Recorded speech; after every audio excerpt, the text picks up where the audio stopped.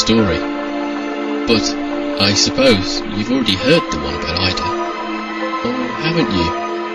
She was only the saddest, unluckiest little girl who ever lived. You mean to tell me you've never heard? Well then, that is the story that I shall tell you. It begins a very long time ago, in the town of Catterwall, in the midst of a terrible storm. She simply appeared one day. She was small and pale and shivering, and standing all alone on a corner. A paper around her neck said her name was Ida. Ida wouldn't say anything at all. Oh, how frightened she looked, but oh, how brave she tried to look, until the kindly Mrs. P stopped and inquired as to the whereabouts of her parents. Then Ida cried, and cried, and cried. Well, Mrs. P determined right then and there to bring Ida home with her. She'd read about this sort of thing in her Women's Digest. After all, it was surely the right thing to do. It's only until her parents turn up, Mrs. P said to Mr. P. Well, I couldn't have just left her there. Something awful could have happened to her because I didn't stop, and it would have been very bad luck for us, Henry, I can tell you that. All right, dear, said Mr. P to Mrs. P. Just until her parents turn up. But Ida's parents did not turn up.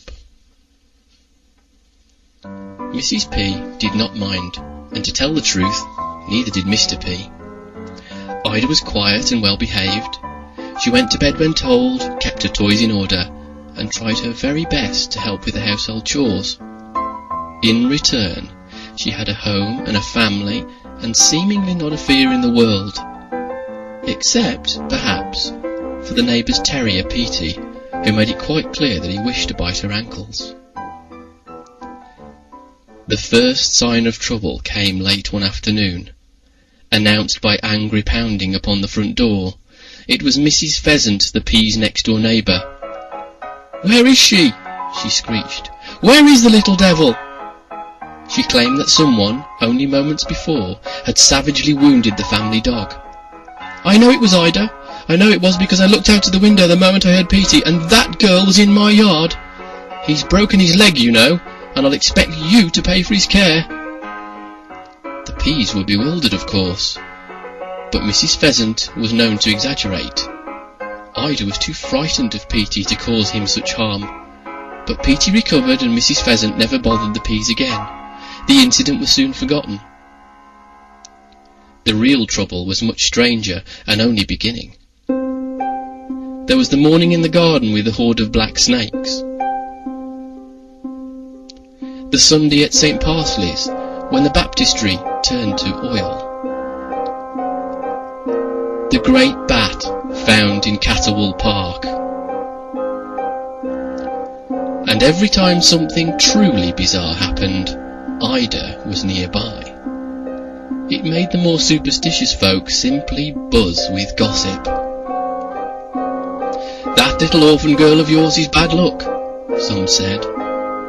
The P's would merely shrug and walk on their way, but even Mrs. P could not deny she sometimes wondered about the quiet little girl. And then tragedy struck. Ida began to wander at night. She never made it very far before someone found her, but she continued to try. One night, Mrs. P decided to follow her. Maybe she's trying to find her mother and father. What if they're alive somewhere? She thought with the tiniest bit of dread, for she secretly hoped the little girl would always live with her, peculiarities aside. So she quietly followed at a distance. Ida wandered and wandered, down the street, through Catterwall Park, past Lake Coriander, beyond the cemetery, between the two school buildings, and all the way to Farmer Clover's field, where she stopped at last before a weathered old barn. Then she did the most peculiar thing. Lifting her tiny arms into the air, she began to sing. What was this about? Mrs. P had never heard Ida sing before. She hadn't even heard the child speak. Mrs. P was so surprised that she nearly forgot they were all the way on the other side of town. Who knew what mischief lay beyond those barn doors at that hour, she thought. Better they return home at once. Careful not to frighten Ida, Mrs. P reached out to take her hand, and then...